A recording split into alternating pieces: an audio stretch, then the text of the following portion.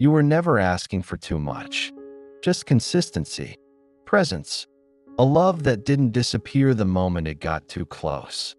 But with them, closeness always came with distance. One day, they pulled you in like you were the missing piece. The next, they vanished, lost in distractions, excuses, and cold indifference. You could feel the emotional walls even when they held your hand. And still, you stayed, because you saw something in them that others didn't. A tenderness buried beneath the armor. A scared, wounded child hiding inside the adult who always needed space. Someone who wanted love, but had no idea how to feel safe inside of it. That's what made it so confusing. The connection was real. You felt it in the way their eyes softened when you saw through them. In the moments they let their guard down, even for a second. But those moments were fleeting. And eventually, the silence between you grew louder than the love. Not because you stopped trying, but because your presence alone triggered something they'd never confronted. The fear of being seen. So they pulled away, or pushed you away, or sabotaged the connection just enough to give them a reason to hide.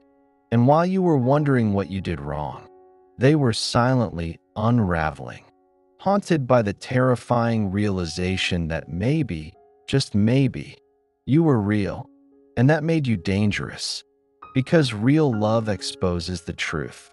And for someone who built their identity on avoidance, truth feels like threat. It means accountability, vulnerability, letting go of control. To the avoidant, love isn't warmth, it's risk. Risk of dependence, risk of suffocation, risk of losing the only thing they've ever trusted, distance. But what if there's a deeper story here? What if their retreat wasn't about you at all, but about the wound they've spent a lifetime trying not to feel? What if behind the silence, the mixed signals, the emotional walls, there's a longing they're too terrified to name? And what if you, with your unwavering love, your soft persistence, your refusal to abandon them, aren't their threat, but their chance to finally come home to themselves? So here's the question.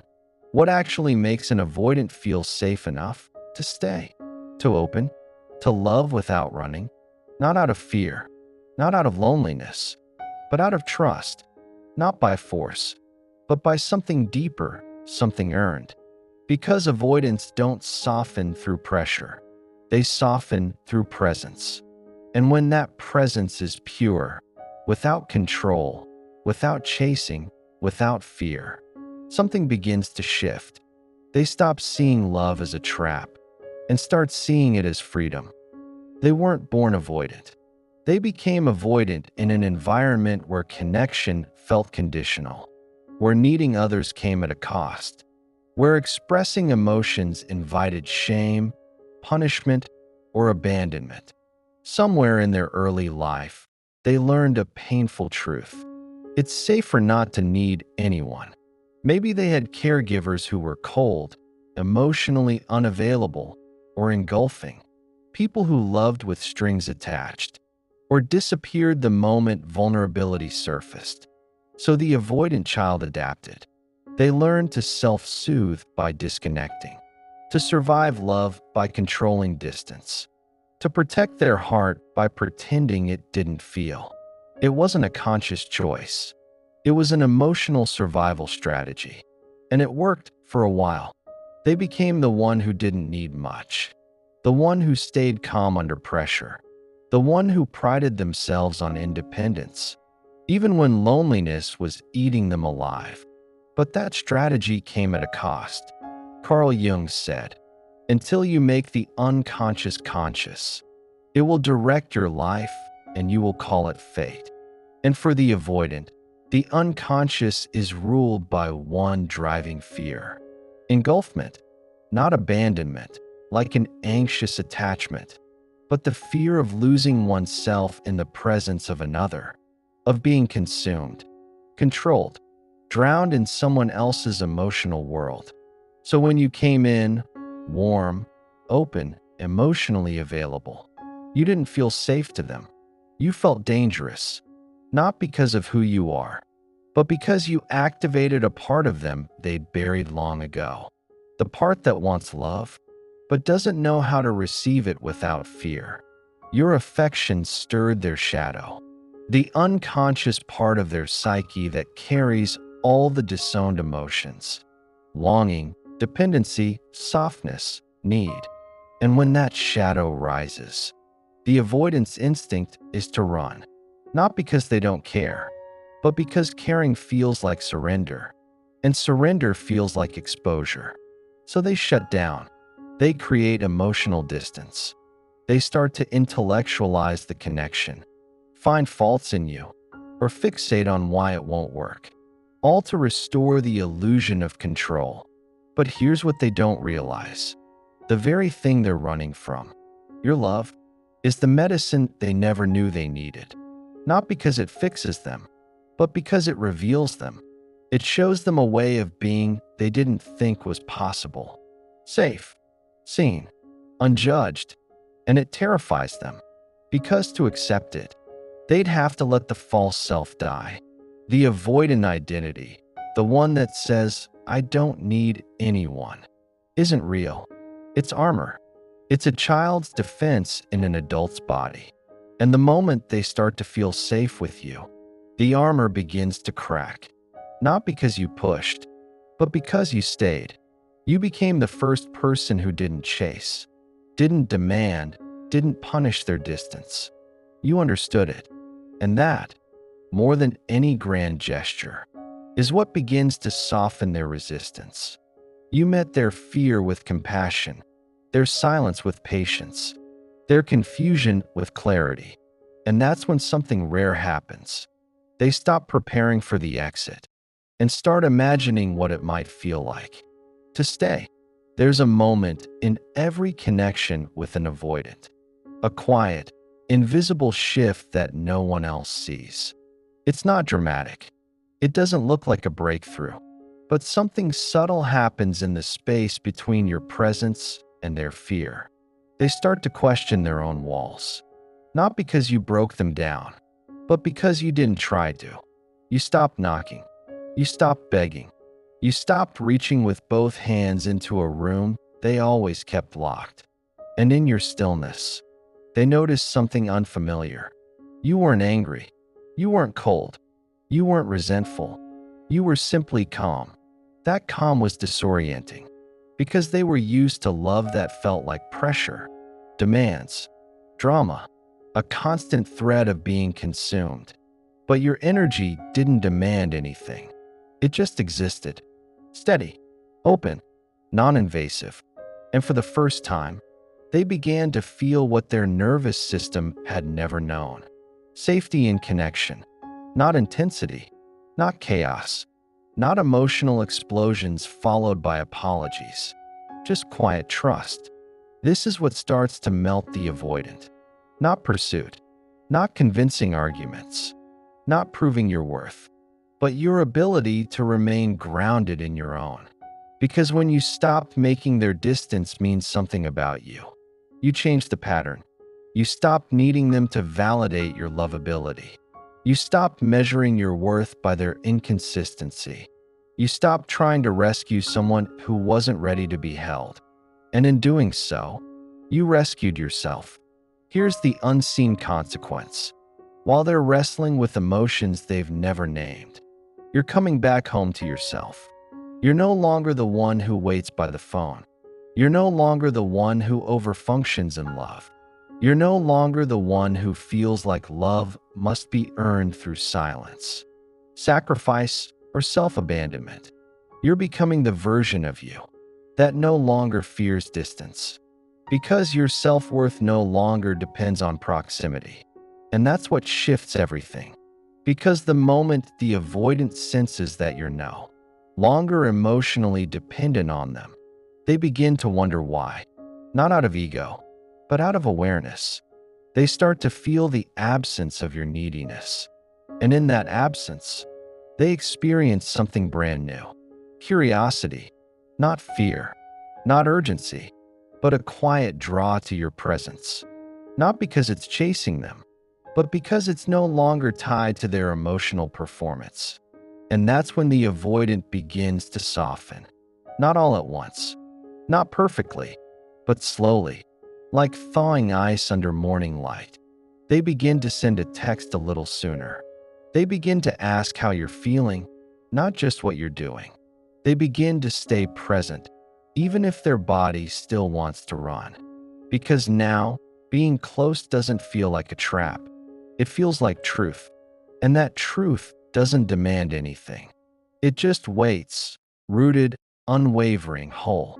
What you may not realize is that the moment you stop trying to fix them, you gave them permission to face themselves. And whether or not they say it, that's what changed everything. You thought healing meant getting them to stay, to open, to finally love you the way you love them. But the real healing began the moment you stopped trying. That was the rebellion. Not anger, not ultimatums, not shutting down to punish them. Just release. A deep exhale from the part of you that spent so long proving your worth to someone who couldn't hold it. This was never about winning them over. It was about stopping the war inside yourself. Because chasing an avoidant, over time, becomes a trauma echo, a reenactment of old wounds. Trying to earn love from someone who's emotionally unavailable, just like someone was when you were small. That's what makes it so magnetic, so hard to walk away. It's not just them you want. It's the unconscious belief. If I can get this person to love me, I'll finally be enough. But the rebellion comes when you stop looking to them to fix what someone else broke. You realize you are not too much. Your needs are not a burden. Your emotions are not weapons. And love should not feel like chasing a shadow. So you detach, not from love, but from illusion. You stop over-explaining, stop shrinking, stop waiting for emotional crumbs like they're proof you matter. And in that space, something radical happens. You come back to yourself. You become the version of you who doesn't beg, who doesn't plead for connection, who doesn't mistake avoidant behavior for depth or mystery. You begin to see that love is not supposed to feel like anxiety, that safety isn't boring, it's sacred, that real love doesn't threaten your peace, it protects it. And the avoidant feels that shift. They can sense that your energy has changed, not cold, but centered, not distant, but self-possessed. You're no longer looking to them to complete you. You've stopped giving them the power to define your worth. And paradoxically, this is the moment they start leaning in. Because the nervous system they once saw as threatening now feels regulated. The pressure they once felt from your intensity has dissolved into quiet clarity. You're not asking them to change. You're just no longer willing to abandon yourself for the hope that they might. And that, to an avoidant, is both terrifying and magnetic, because for the first time, they're not being pulled into your world. They're being invited, not as a project, not as a savior, not as a prize to be won, but as a person, equal, free, safe. That's how the pattern breaks. Not through forcing intimacy, not through playing hard to get, not through giving them the silent treatment as punishment, but by honoring your own emotional landscape so deeply that anyone who enters your life learns how to love you by example. Because you no longer perform to be chosen. You choose yourself fully, and in doing so, you become someone impossible to ignore. They didn't expect you to change. Not really. They thought you'd always wait, always reach, always be available whenever they decided to return. Because that's how it's always been. Love, to them, was a game of pull and push, and they assumed you'd keep orbiting, because your heart was just that open. But then something shifted. You stopped chasing. You stopped overfunctioning. You stopped tying your value to their emotional inconsistency.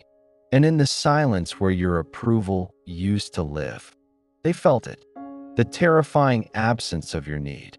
That's the truth they never saw coming. Not that you stopped loving them, but that you started loving yourself more. That your nervous system no longer felt responsible for managing theirs. That your identity was no longer shaped by their withdrawal. That your love evolved from attachment into awareness.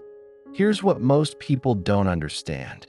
You can love someone deeply and still choose distance, still choose boundaries, still choose yourself.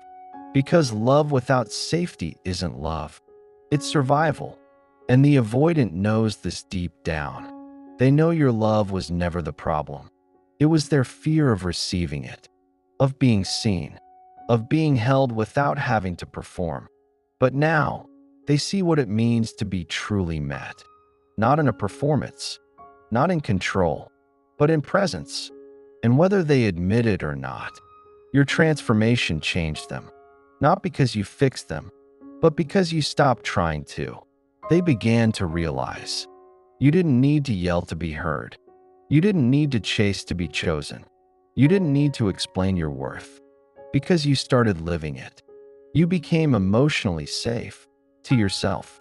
And in doing so, you created a space they had never known. Love without pressure, closeness without control, connection without sacrifice. And that's what finally makes the avoidant feel safe. Not your perfection, not your patience, not your pain, but your presence, rooted in self-respect. That's what melts them. Not the way you hold them together, but the way you no longer fall apart just to be close. The truth is, they may still struggle. They may take time. They may never become everything you hoped for. But now, that doesn't scare you, because you've seen the one thing that matters most. Your healing doesn't depend on their arrival. It begins with your return to yourself. And in that return, you stop waiting to be loved the right way. Because now, you are the love that doesn't leave.